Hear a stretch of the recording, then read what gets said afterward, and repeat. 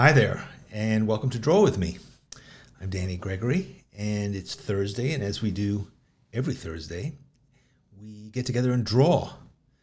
We hang out, we swap dad jokes, we talk about what's going on in our lives, and we draw something. You're welcome to draw with me as I draw the things I draw, but you can also draw whatever you want. Or you can just hang out and chat. And I have here my favorite chatterbox. Yeah, I am only here for chatting. JJ is here to join me with, you're wearing your seasonal regalia. Yeah, we got in the holiday spirit. And speaking of, we got our little friend into the holiday spirit. Or she just hates wearing a sweater. She does hate wearing a sweater, but she has... Yeah, she can hear her grunting and groaning, but it's, what is it, 48 degrees here. We don't have that much. Nice here, we don't have that much to complain about. I have to say, it might be the nicest place in the entire country. Yeah, I mean, the rest of the world, or at least, is going to be getting slammed by all kinds Bomb of stuff. cyclone. Exactly. So, so this is our last show before Christmas. Christmas is on Sunday. And I don't know, we've done a few shows about Christmas, and today, while we look like we're going to celebrate Christmas, we're not really going to do a Christmas thing. We're going to do something else. Well, we're going to talk about the reason why we won't be here for the next 2 weeks. That's right, yes. 2 weeks, two Thursdays in a row. We're going on vacation, finally. We actually haven't gone on vacation. I mean, we've gone on vacation for a day or two, but we've never gone on a proper vacation for years. So we are finally going on one. Yeah, since before the pandemic. Yeah, the pandemic, going on vacation is what stuck us out here in Phoenix. That's right. That was the mistake. So, but anyway, we are going to go on vacation. But first, let's talk about some stuff that's already happening or has happened. One of which is our podcast. This week, I had my friend Trevor Romaine on it. Trevor is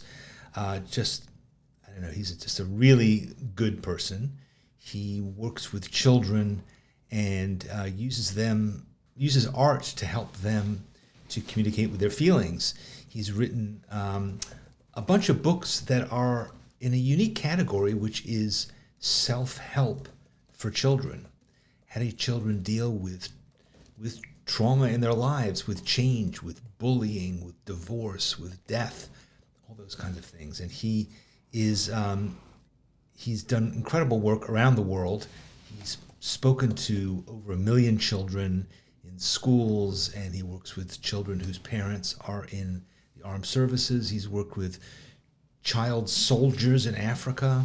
He's worked with children, terminal children in hospice, heartbreaking stuff, but he himself does it with humor and grace, and I see some of you have been listening to it, Virginia and Natalie, and to me, it's just, it's about art. It's about how art can bring out feelings and allow you to communicate things that you otherwise might find is stopped up inside of you. And I felt like it was just inspiring, whether you deal with kids or not. And he is just really great. He's just a funny guy as well, on top of it all. Funny, entertaining. And his job, as he described it, is to be a story farmer. So he brings out stories and he helps them to grow and become healthy. And I love that idea. What else? We have our friends from Hahnemühle are giving away a couple of Nostalgie sketchbooks. If you've never had a Nostalgie sketchbook, it is a treat. I love mine. It's just like the ultimate drawing sketchbook. Really heavy, beautiful paper, beautifully bound. It is a phenomenal book, and we're giving away a couple of them, right? We have 2. We're giving away 2 to anybody who would like to have them. Well, we're not giving them away to everybody, but we would consider those of you who would like to have one. Let me start again. Yeah. Hey there. Hi, this is Danny Gregory. Draw with me. We're going to be giving away two Hahnemühle sketchbooks. Not to everybody who writes. Not to everybody who writes. 2 people get chosen. Right. 2. Got it. JJ is irascible because she is the one who has to deal with the many people who will write to us and say, I would love to have one of these Hahnemühle Nostalgie sketchbooks. 8 by 11.5. And sadly, you must have a U.S. US mailing address. It may not be a P.O. box. Right. So write to us and say, you know what, I would like this. Here's my U.S. post box. And Oh my gosh, no. What? No post office boxes. Right. Danny, just stop. Stop. okay, I'll stop while I'm ahead. You guys know. Guys know the drill. Last giveaway of the year. Let me have some coffee. Yeah. All right. So write to us. Tell us why you'd like it. We always like to know that. Like, what are you going to do with it? Throw it on a pile? Save it for a special day? No. We want to give it to somebody who's going to jump in and start using it and make some cool art. Similarly, Winsor Newton is giving, is it one person? One set. One set of these incredible metallic watercolors. If you've never tried them, I strongly recommend them. I use them in conjunction with regular watercolors. They're just really cool. Silvers, and they're metallic, and they reflect, and they're just super fun to work with. Same deal. Write to us, and we will select one person who will win. Somebody, again, with a U.S. mailing address. I got that right? You did. Let's I move think on. after doing this 8,000 times. You would think, Danny. I think we've now done 155 Draw With Me episodes. Or at least I have. I don't know where you were for most of them. But I'm here drawing with you for 3 years. Is it for watercolor? With the Hahnemühle Nostalgie, not so much Fredo. It is really for drawing. It's not really for wet media, but it is a beautiful book. So, all right. Garrett went through his gray book in a week and a half. Inspired by paper. I like that. And as Lisa points out, it is this ornamentation on my skull that Take it off. Take it off. I'm taking it off. Jeez. All right. Okay, here I am, nude-headed and ready to go to work. Okay, so here's what we wanted to work on today, drawing.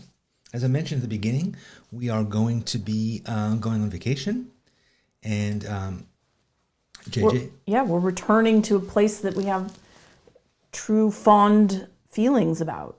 So 10 years ago, JJ and I, who were living in New York, typical New Yorkers, all the New York stuff, we went to a ranch in southern Arizona. It's in a town called Patagonia, which is right basically on the border of Mexico. And it is 60,000 acres, if you can imagine that, which is probably bigger than Manhattan, right? It's probably bigger than Manhattan. I would imagine it is. It was huge. And you get to go and ride horses there. Now, JJ, you've ridden horses. You had ridden horses before this, right? Of course.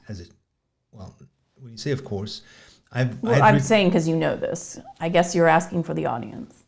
I did. I rode This is entertainment. I mean, people, when I was a young person living in Los Angeles and I told others that I'd grown up in Phoenix, they asked me, did you ride a horse to school? No, it wasn't quite like that, but your sister did. We did my sister had a horse. When I was quite young, I got to ride on it sometimes. It was really her horse. And I went to horseback riding camp, although here in Arizona we ride Western, so you might be imagining like that's a fancy thing, but going to horseback riding camp here is decidedly a not fancy thing. And, we did all the things. We mucked the stalls and did all the grooming ourselves, but it was lovely because horses are one of the best creations on earth, magical, mystical, intelligent, sensitive, curious. Particularly if they have wings or horns. No, but they are. They're just, for anyone here who has a horse, I'm immensely jealous because the bond between human and horse is a really special thing. Well, I once rode a horse when I was 2 or 3. There's a picture of me on a horse, and that was kind of it. I think that was a donkey. No, that was me on the horse. But yeah, but I found that I took to it like a horse to water. I don't know. I liked riding. And so we went 10 years ago, and then we went again 5 years ago. And then we kind of haven't been able to go. And now we live in Arizona, so we're near it. you'd think that we could go on the regular basis. We haven't been able to, but we are going to be able to go and celebrate New Year's Eve there. So we're really looking forward to that. And we thought that would be a fun thing to kind of examine as a drawing thing. So, ranch life. Ranch life. So here, let me, so this is, I'm going to show you a couple of pictures from our trip. And then I thought it would be fun to do some drawings. So yeah, this is. You're gonna make like a little spread on the page. Is that what probably, yeah. I'm kind of thinking maybe do a page with a few different drawings on it. You know, ultimately we could write and stuff like that. But so yeah, so here is. Should I tell everyone that you're fearful of your ability to draw horses? I'll get to that. I'll get to that. I think that's why Danny had so much stumbling over his words with those giveaways. Terror, it's fright, preemptive fear. So yeah, so this is this is the guy who's sort of the head wrangler, a really nice guy. And here we are, looking. I think I look more like a New Yorker. I think you sort of fit in. You look natural there. I look a bit like sort of a 1950s businessman on a vacation. But yeah. But then, you know, I loosened up and, you know, there I am just kind of riding around doing my thing. And yeah, this was when you were still wearing like a polo shirt and a baseball cap to ride on a horse. Yeah, I now have the full chaps and, you know, all the other stuff. Some people at the ranch do. You laugh, but it was definitely I'm looking a little porcine, but so you look good. You look good on a horse. That's you look so good sweet. off a horse. But that was a beautiful horse. I really love that kind of a horse. That horse didn't want to get up and go. He was always grunting and groaning and complaining, and I would hear it behind me like, and yeah. They said they would assign. It could have been carrying me. They said they would assign the horse based on personality, and they said this was a grumpy horse, but it was very smart and it knew how to open the gate. Yeah, it's and true. let the other horses out. There I am looking kind of more, you know, starting to develop that kind of Clint Eastwood look.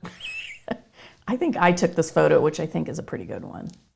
Yeah, but I look sort of like a robot, but yeah. You look scared about what's ahead, what's to come. Yeah, this is the second time we went back, and we have the same horse the whole time. I think my horse's name was it Frank or Bob? It had a name like that. Joe. I think it was Joe. Joe, yeah. And we have, of course, had a dog named Joe at the time. So, but yeah, and then there's a room full of hats that you can try on, and there's boots that you can borrow. But I thought, let's focus on trying to draw a horse. Have you ever drawn a horse?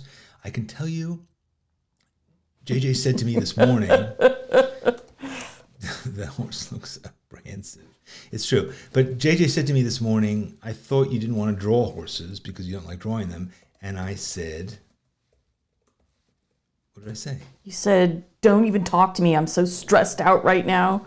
I snapped at her. No, I didn't. I said, you know what? I'm really not good at drawing horses. So I think it's time to start drawing a horse. And this guy, I think this is your horse. It might have just been someone else's horse. Horse. I'm pretty sure it's your horse because I think that's your bag. Well, didn't I have the painted horse?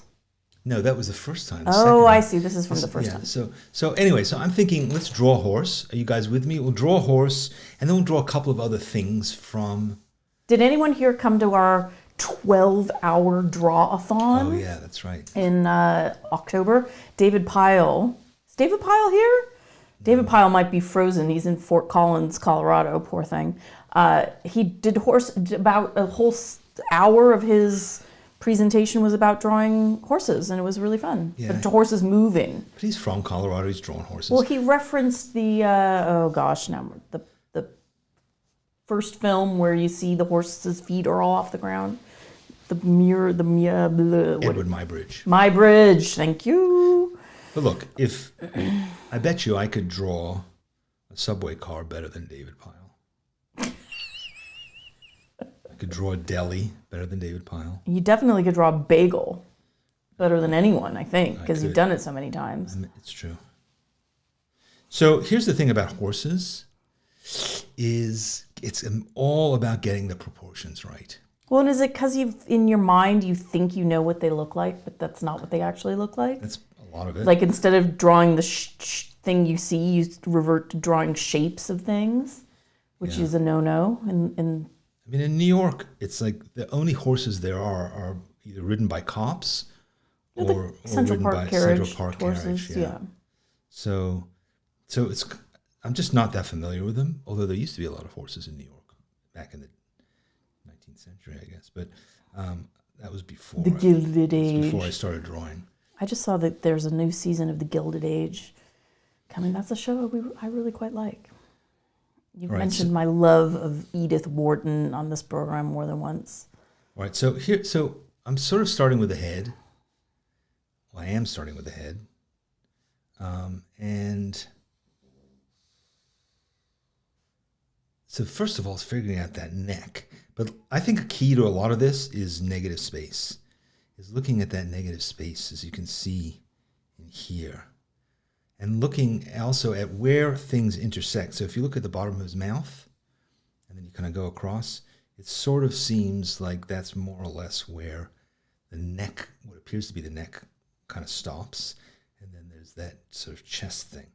And then I would also say I'm going to look at how many heads high he is. I guess it's hands high that they normally have. Hands high, right? Yeah. But he's, in this case, it's heads high. So he is, to me, he looks like he's about 1, 2.5 heads high. So this is an American quarter horse, and the ranch raises their own, which is a great horse if you're going up and down hills, like you can see this terrain, because they have big butts. I would rather have a full horse. Easier to ride. The quarter horse, depends which quarter you get, I suppose. But so yeah, I'm looking at his leg, and yeah, it's an unusual leg because it's different from a dog's leg. And then the feet kind of point forward. They actually are like feet. Do you call them feet? No, you call them hooves. Hooves. Well, is the hoof just the toenail part of it? Or is the actual the whole foot is called the hoof? No, the whole foot is a hoof. It is. But they're sort of standing on tiptoes, right? So anyway, I think the proportion there is reasonably good. Boy, I'm really paranoid about this. Okay. You know what? This may be odd, but we're doing it together. Hoping that Carolyn's suggesting you turn the whole thing upside down. If you put a horse on his back, what happens? It's not a good thing. It's not a good thing. So I probably won't be doing that. Yeah, my horse. Okay, it's. I think its legs are too thick, is what it is. But all right, well that's going to be it. See, because once you commit to one thing, what it is. I think his neck is not long enough. Could that be it? I think it's just I'm constantly anxious about this because I feel like I just don't intuitively know. So like his head kind of comes down. Yeah, that's actually right. Yeah, I think I did. Now that I took my measurement, it's actually not wrong. I think it looks pretty good. I think the head is maybe too the big. Snout is not like beefy enough. You kind of made it look like a tapir. So that's one of the options when you're on the ranch is you can ride a tapir. Bring them in from South America. They're smaller than a horse, but I think part of what's helpful with a face is the fact that it has the bridle on it. So the bridle kind of divides it up, and you can sort of see. But definitely, yeah, you see. JJ is probably right here. That I just didn't make his jaw quite enough. But oh well.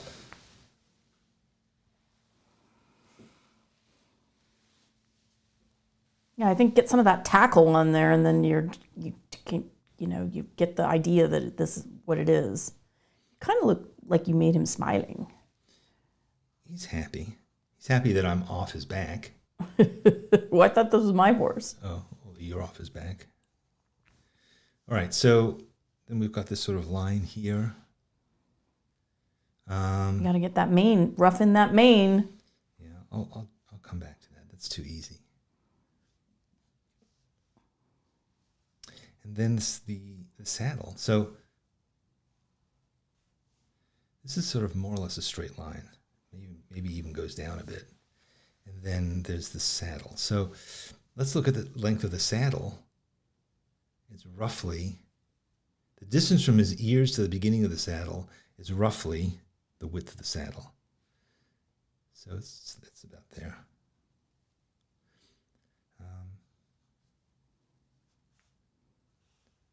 Then it has a blanket underneath. And there's a saddle here. And then there's the horn up here. And swings back.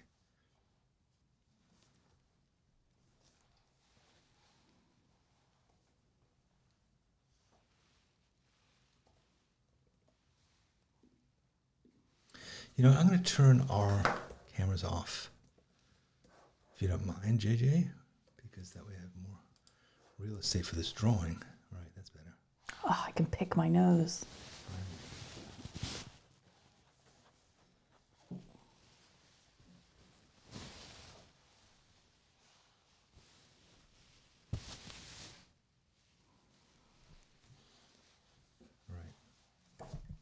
I'm also drawing with a pencil, just to make it even more awkward. You wanted to have a reasonable excuse if it didn't turn out well. Yeah. Those of you who know me may know that I'm not really much of a pencil user. At this moment, it's sort of looking like a weird camel. You think? Well, you know, the saddle doesn't, it's like... Well, I haven't put all the... Because the saddle itself is actually quite a small part of the whole arrangement.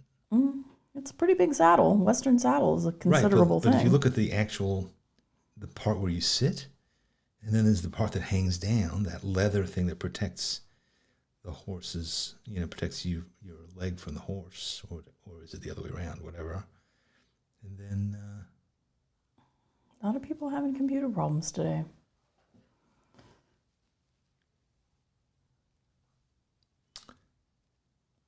It's like us. Was it last week that the power went out? 2 weeks ago. Oh, that was a shame. Yeah.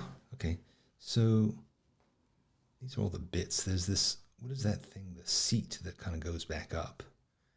You sit in there. It takes a bit of getting used to, I have to tell you, sitting on that thing. The saddle. But that thing you're on is called the pommel. the thing at the back? No. The thing seat? you're drawing now, the front, the pommel. Oh, I thought it was called the horn. Well, the very tip of the thing is the horn. Oh, but this whole leather part that you sit on is called the... No, the front part of the saddle that comes up from the seat. Yeah. And that That's the horn pommel. is attached to is called a pommel. Oh, I see. All right. So... Here's this tummy. Kim says, I might have to use the hide him in a field of grass trick again. Yeah.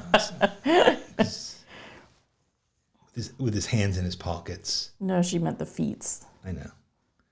But that's what you do, is you have them standing in long grass, and then you put their hands in their pockets, unless they're horses and don't have them. Right.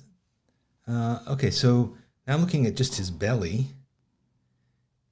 and the length of that belly comes to basically where this saddle ends. There's sort of a bit of a indentation there. And then this part, the butt, is hard because you want to get the angle right. The angle kind of comes down to here. It's that American quarter horse with the big butt. I like big butts, and I cannot lie. And then that leg. And then it comes down. The back leg is kind of the thickest leg. Those are two legs. Right. Yeah, I see that. And then you can see the other leg behind it. So here's a fun fact. When you're saddling a horse, they will often puff out their bellies deliberately. Really? So that when you tighten the cinch. Mm. And then once you're meandering along, Suddenly everything gets you slippy. slide to the, it's a thing. That's why you got to cinch and then you cinch it again. You got to really, it's a thing. I think that's the thing that took me a lot of getting used to when I was learning to ride, is this like how much can they take? You know, I was sort of thinking of the horse as kind of like a dog, you know, but the horse is a huge, really strong animal. Another thing that kind of freaked me out about riding them was we'd go up and down these mountains, and when you do, like the horse's hooves are sliding around on these rocks. Well, it's like a lot of loose, you can see this. Yeah. It's like shale rock. Yeah, and that really freaked me out because I thought, like, what if he like slips and falls? And then it's like, well, he has 4 legs. No, but that's why the big butt. Why? What does the big butt do? So he falls on stabilization. It's like ballast. So. And then the tail hangs down here. Tail hangs down to about the middle of the shin there. It's kind of like that. What do you think? I think it's not too bad. You've noticed I don't think I think it's it's pretty much in proportion. It's right? a decent representation. I still think your You'd know it was a horse. face is not cobby enough. Like you've still got a little bit of like tapier action, but yeah, let's have a look at this face some more. I think it's. So I think the face has more of an angle. It's more square. It's more of a. Yeah, it's more angled down. I think the overall head. Get a nostril in there. You know what it is? It's like this part comes out more. But yeah, I don't really think I can fix it. Hey, Carol Boss is here. Carol Boss. Everyone, Carol Boss is the one you need to thank for all these wonderful goodies from Hahnemühle. She makes it possible. Carol handmade this Nostalgie Sketchbook I'm using. It was very nice of her. But I really appreciate it. Carol, you did a hell of a job. She cut down the trees. She did everything. She did everything. All right. Okay, so there you go. I think it's good. I think it's... Let's not ruin it, right? Right. I was going to say, moveon.com. Moveon.org. Yeah, I think there's only trouble ahead. Let me just add a little bit more tone. But yeah, okay. It's a horse. Wilbur. It's a horse, Moving of along. course. Okay, stop. Cynthia's enthusiastic about Carol Boss's enthusiasm. Aww. Monica. Cindy Zick. Everybody is enthusiastic. So Carol deserves all that love and more. Okay, so let's move on to something else. Here's another horse. Oh, you're not really going to do that to yourself, are you? No, but that's a nice looking horse. Is that a Palomino? Might be. It's a beautiful horse. I remember the guy who rode this horse. He was like a real expert. This is a very tall horse. Yeah. Very tall horse. So is this your horse again? No. That's the same picture. No, is this my horse? I don't know. I think that's just a horse. But let's look at this horse's face. It's not what you think of as a horse face. I mean, it is obviously, but I think it's that rounded nose, this whole nose business. It's much thicker. The eye is set much further back than I would have thought. And does this horse seem to have a kind of a thick face? Yeah, a little bit. Kind of narrow, bony face. But let's look at one other horse face. See, that's the horse. That's the one we were just drawing. So you can see his face is bonier, but again, that eye is set back. That's another thing I did wrong, is I didn't make that eye set back enough. Yeah. I do like that fringe of hair. That is cute. All right, so let's move on to drawing another thing, if you guys are ready to. We could focus on the saddle. How about just a close-up drawing of a saddle? just what the elements of the saddle are. Kind of interesting. I mean, we did sort of draw a saddle already, but let's just break it down a bit and see what that's like. Do a bit of saddle up, and let's do this drawing. We're not going to spend a huge amount of time on it, but we could see what you could do is if you were doing this in your sketchbook, which hopefully you are, you could label each of these parts. Okay, I'm gonna give. Do you know all the names? Well, let me do the whole drawing first, and Okay. then we'll go back in and we'll. I'm gonna put it in the chat. Okay. Because I think I personally love a labeled drawing. You know, where you identify all the parts and you do little call outs and stuff like that. So. Twiggy, I gotta take Twiggy's sweater off. She really take it off. so unhappy. Poor thing. Grunting. And it's literally not the least bit cold here. All right, so There's just a more complete we're gonna list. draw all these bits, and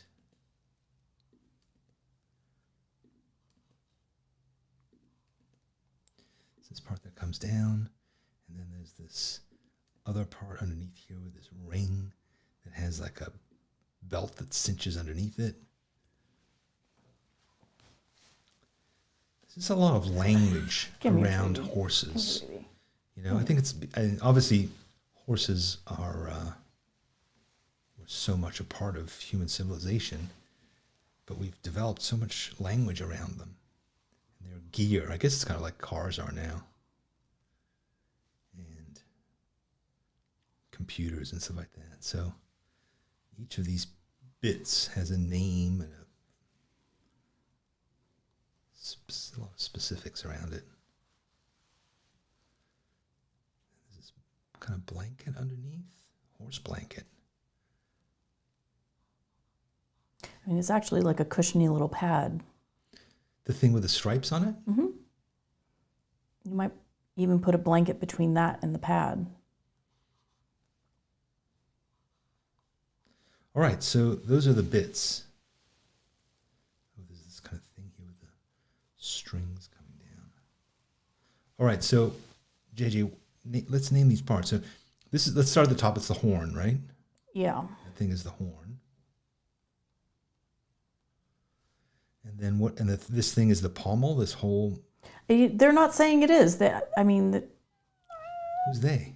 Well, I Googled, obviously, because I didn't want to make a mess of it. Right. But And? there are a bunch of terms that I gotta say I'm not. All right. Well, I don't know what they are. Well, then let's not be led by your ignorance. So the Why don't you tell parts us from what the experts Western say? saddle from front to back are Okay, so the I'm going to skirt. point to a thing. What's the skirt? the skirt. So I think that's the thing underneath the seat. So this part here. I think from the back to the front is how we're going. From the back to the front. Okay. Yeah, so the skirt is the underneath part, the leather part that's under the. So this part here, the skirt. Yeah. All right. So that's the skirt, allegedly. I don't. This is a bad. I mean, how much Googling am I going to be able to do going back and forth?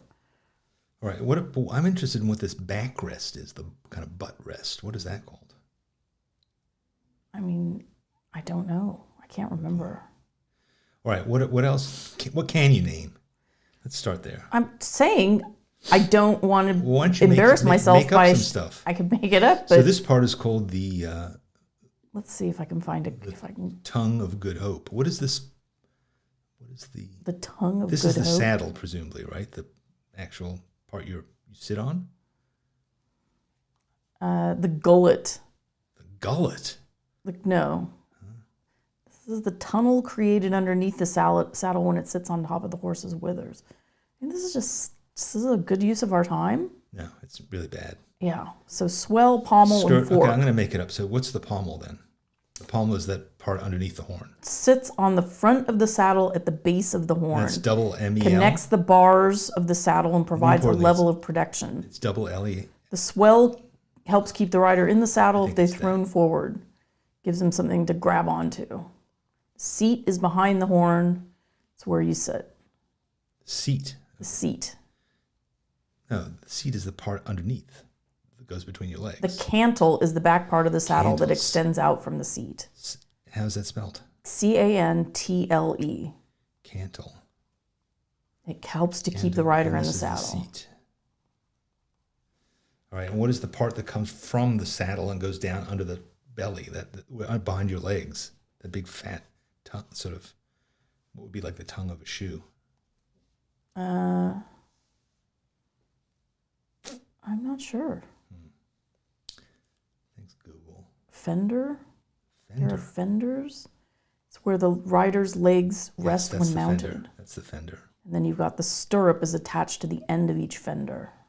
Yeah, so the stirrup would be down here, but we're not going to really do that because I've run out of space. Okay, let's move on. All right. Oh, after all of that, I just found a picture, picture with. Let's do it. What have we got? How do I send this? What's the little string called that goes from the back of the saddle down? Those two That's a little terrible picture. rawhides. The strings are just called strings. Literally just called strings. Come on, equestrians, you can do better than that. There I was saying there's so much language that comes from horses, and we come up with strings and skirts. Forget it. Cantle's the only interesting word. We're moving on. Pommel was a good word. Sort of. Okay, what do we have next? Boots. So, yeah, cowboy boots. Like cowboy boots, at first I was like, yeah, whatever, cowboy boots. But no, it turns out there's all kinds of aspects of cowboy boots that are sort of essential for when you're riding, right? Like the bits, like the fact that they are boots is important because otherwise your shins get the hell rubbed out of them, rubbing against the horse. And then the fact that they have heels is important because your heel stops you from sliding out of the stirrup and falling and being dragged behind the horse. Or just falling off. Falling off. There was a sign that was hanging in the stable that said, horse riding is the art of keeping yourself between the horse and the ground. Anyway, but here's a nice drawing of a photo of the side of the shoe. You can see all the elements. So I think let's draw a cowboy boot because I think they're kind of cool. What do you think? Yeah. Are you with me? With you. So I'm going to draw a cowboy boot. Should we tell them about our excursion to the boot barn? Oh my God. Yeah, why don't you talk about it? Yeah, we thought maybe we would treat ourselves to new boots. We just haven't had we are taking this vacation next week, but we haven't had a real hefty dose of Christmas spirit, and we didn't really get any presents, although I got a new iPhone is on the way, so that's a pretty big deal. But we thought, well, what if we go buy ourselves boots? Well, let me just say, the Boot Barn here in Tempe, Arizona, is the happiest place in town. The parking lot was full. There were people streaming in and out. I mean, this is like the #1 Christmas shopping venue in all of Arizona. I mean, even we were there. And even we were there. But the boots were, I mean, I had an idea in my mind, because a boot is meant to last, right? It's not like you buy a new boot every year. So it is an item that you would expect to have some cost attached to it, right? It's like there's artisanship, there's materials. It's like a well-made boot shouldn't be cheap. However, these boots, I mean, how are all of these people that were going in and out of this store affording these boots? Because we got in there. You know what it is? I think they were all crying. I think they were all rustlers and highwaymen. We ran crying from the Boot Barn. But the other issue was in the ladies section, at least in my size, everything was bedazzled. Like with rhinestones. I wanted a pair with rhinestones. They didn't have them for men, though. Oh, man. These boots, I mean, you took a picture of one, I think. I did. Do you have it? No, it would be too elaborate for me to put it up here. I just can show it on the camera. I'm telling you, it was, I think people might think I'm exaggerating unless you show them what I'm talking about. Because as people that move from New York City to Arizona, I will admit, we just didn't know that much about boots. And this was what was on offer.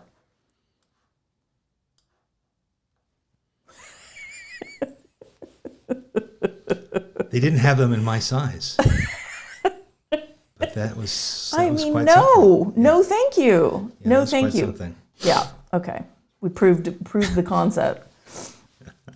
It was terrifying. All right. It was every color except brown. All right. I actually managed to get this boot pretty reasonable. I think got the proportions of it. Yeah, pretty good. that's a cute boot. Not bad, right? So okay, so that's a boot. All right. What else do we have to draw? Ah, yes. This is going to be fun.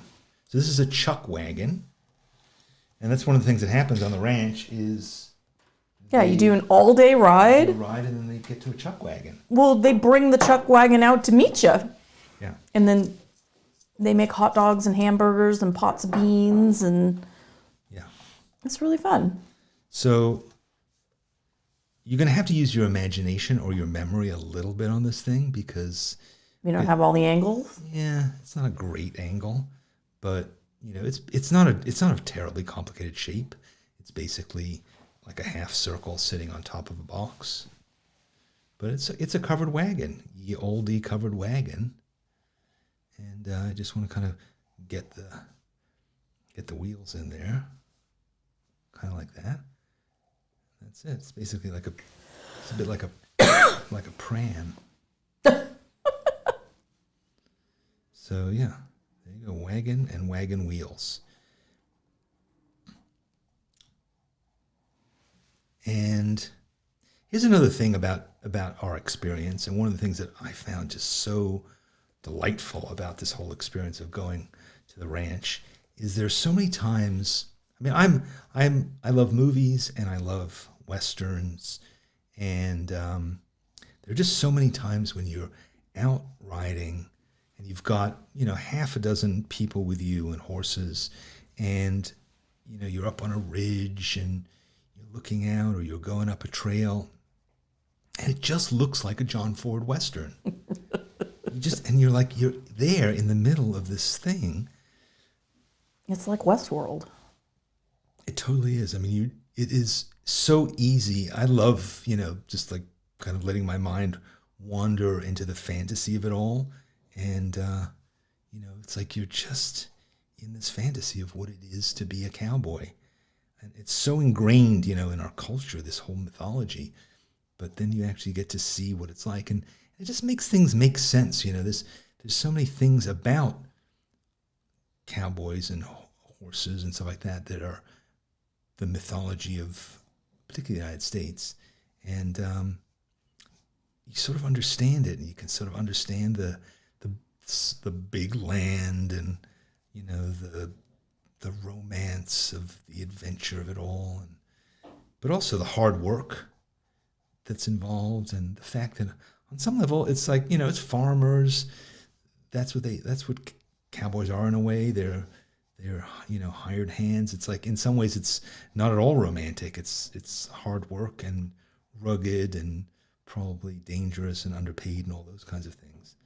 But you're just living it, and that's to me a really cool thing. And there's no internet. But actually, the first time we went, there was literally you could not get on the internet.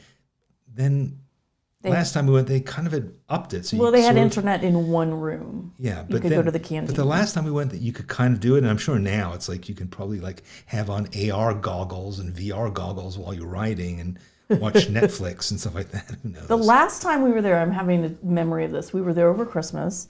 At the time, I did not work for Sketchbook School. I worked for a company that will not be named. And we had a Chinese client who insisted we have some conference calls with them on Christmas morning. It was not obviously an important holiday in China. And I spent like 3 hours on a conference call on Christmas. It's true. So Thistle mentioned City Slickers, and we rewatched City Slickers recently. And City Slickers is like it's a comedy. It's it's Billy Crystal. It's buffoonish. you know, and it is easy to get into that whole thing. And there's something kind of, to me, sort of mortifying about the idea of being a dude and dude ranches and so That's forth. hence why you wore a baseball cap and a polo shirt the first time we went, right? Yeah, and then you start to You realize, didn't want to lean into it. And then you realize, like, you know what, you got to go with it. And it's pretty cool. So anyway. All right. We have one last stop, which may seem strange, but one of the things about the ranch is they have a whole bunch of corgis. They have almost as many corgis as they have horses. You can't ride them. But no, you can't ride them, but they are of course cute, and they're corgis. You know what I also realized? This one's a pup. This one's tiny little feet. Oh, look at those. So there was a whole litter of puppies the last time we were there. This guy's name was Pistol. Oh God, is he ever cute. So I'm going to draw a little pistol here in the corner. But all of their corgis were named after weapons. No, royalty. There's ICBM. There was royalty. Yeah, remember it was Pippa, and where did Pistol come in? Well, Pistol. So their corgis, the pups, I don't think stayed at the ranch beyond their puppyhood, but the ones that there were their personal dogs. We're going with my sister-in-law, who is obsessed with corgis. Obsessed with corgis. Some people might remember Marley, the giant sausage dog, sausage body. We used to call him the burrito. We used to call him the Ottoman. That's true. I forgot about that. So let's just draw a corgi for the hell of it. What do you say? You know what I realized? This is the second time we've drawn a corgi in not very long. When was the other time? When we did the one about the Queen. Remember we did a page about the Queen when she died? No, you did King Charles. No, we did the Queen. I don't remember that. I can show you. In fact,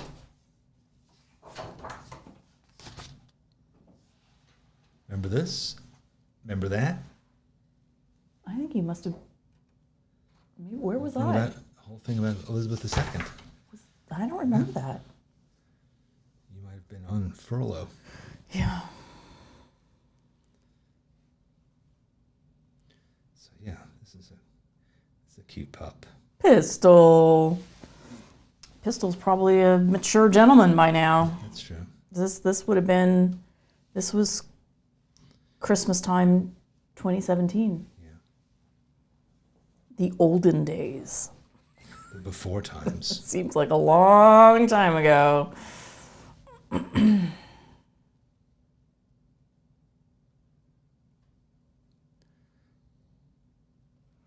The other thing they have at this ranch, outside of horses and Western gear, tackle, whatnot, chuck wagons, hummingbirds. So Patagonia, Arizona is like a major bird migration route, and people come literally from all over the world to do birding in Patagonia, and specifically hummingbirds. It's like a mess of hummingbirds. So it's so many species. I mean, the first time we went, we spent a whole day doing birding. I mean, we have hummingbirds in our yard now, so they're a little bit more commonplace, and we had them in Los Angeles. But the first time you see a hummingbird, you know that whole meme about how birds aren't real? And when you first see a hummingbird, it really seems like, how could that be a real thing? But they are. They're amazing. I mean, they're so iridescent, and there's so many different kinds. Well, that was the other thing. So when you sit at a place quietly with your binoculars and watch a sea of hummingbirds, you see the real differences. Very bad-tempered and territorial animals. Yeah, they can get mean as snakes. Aggressive.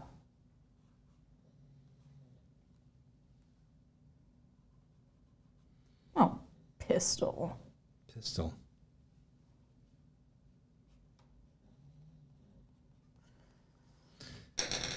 We're done.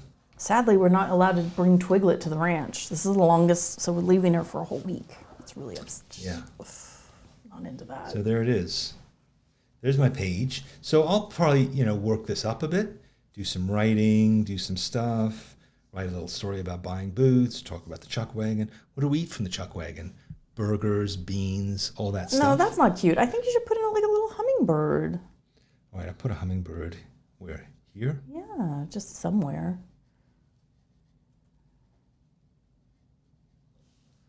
Small hummingbird. Move too fast to draw. But yeah, so this could be a nice page with a, really talking about the whole experience of going there. And this is sort of a preemptive page because I'll probably do some drawings when we're there. And this is kind of Because like, there's no internet. this is like a projection of like, this is what it's going to be. This is, so it's like a nice thing to do when you're going on a trip is to say, okay, like, what do I imagine is going to be the thing? And when you go on it, often it's very different. So this is sort of a cool kind of planning stage. That was good. Are those watercolor pencils? They're not. They're just regular Winsor Newton studio pencils. Again, this is this nostalgia paper you don't watercolor on, so. Well, as many in the chat have clarified, you can't just make it sopping wet, but you can use watercolor. You can, and I have actually. You can and you do. I have. That's true. I have, but I try not to. I mean, here's an example of watercolor on it. Here. This is some like urban sketching I did around Phoenix, and this is sort of watercolory. Was that the day that you went and it was raining? No, this is the day I tried to do urban sketching from the car. Oh. And then I realized like it's really, I don't know. It was not terribly easy. Remember this one we did? We did hundreds of hats, and then. Oh, it's the Twiggy Beefs. There's an early twiglet. And yeah. So there's more twiglet. So. Oh, it's a study of Twiggy Beefs. Yeah. Oh, look at that. Well, hey guys. So girl. we are not going to be here. We're not here next week, and we're not week. here the week after that. So We come back on the day. Happy New Year. We come back on the Yeah, we the way that this ranch, this week of this special New Year's week, it goes from you check in on a Thursday and you leave on a Thursday. This is really not great for Draw With Me, but great for JJ and Danny Gregory. Sorry, guys. We will miss you. We will miss you. And, We'll come back. We'll have something actually new to talk about. it's true. We're not just talking about these four walls. We'll have other walls to talk about. So, and we'll have adventures, stories, lies, all kinds of stuff to share with you. Blue skies smiling at me. And with that, nothing but blue skies. all right. Do I see? Let me just make these final announcements. So, what do I have to say to you? info@sketchbookschool.com if you would like to be considered for either the Nostalgie Sketchbook or the Winsor Newton Metallic watercolors. Please write to us, U.S. mailing address only. We would love to see your ranch drawings. So please share them by putting them on Instagram or Facebook and tagging them, #SBSDrawWithMe, or putting them in the schoolyard. And there's, of course, a special section just for Draw With Me. So, by the way, if you have ever been a member of the schoolyard, or if you've ever taken anything with Sketchbook School, come and join us in the schoolyard. It's a lot of fun, a lot of things going on, and a great place to share your ranch drawings. The Art for All podcast, final episode of the season, coming out next Monday with Jill Podonsky. And then I'm taking a break for an indeterminate amount of time. And that is, you're going to miss it. So that's the Art for All podcast. But there are 77 episodes of it. So He's going to make you miss it. there's plenty of time. Danny'sEssays.com. Even though we'll be on horseback, I can write on horseback. You're going to get AI to write these things for you. No, I'm going to get the horse to collaborate with me. And we are going to write, so I will be writing essays on horseback. I'll be writing the range, as they say. And so if you sign up. You say writing, I say writing. Hey, you say writing. Put a cowboy boot in it for a second. So I will be posting one tomorrow and the following Friday, whatever. Sign up. If you haven't, get yours at Danny'sEssays.com. Give Get it a as free book. give it as a holiday present, a subscription. It's a great thing to give your relatives a free ebook and a free subscription. Yeah. It's the perfect gift. Costs you nothing. Yeah, they'll and make it will you- change their lives. There you go. And of course, subscribe to this channel so that you will know when we do come back. You will be reminded. So, Yeah. that's it. Have a great Christmas. Happy, merry. Having a great New Year. We will see you back, and make sure that your main resolution is to join us here again on Thursdays at 9 a.m. Pacific. And let's get on with it. Let's do some drawing. Happy holidays.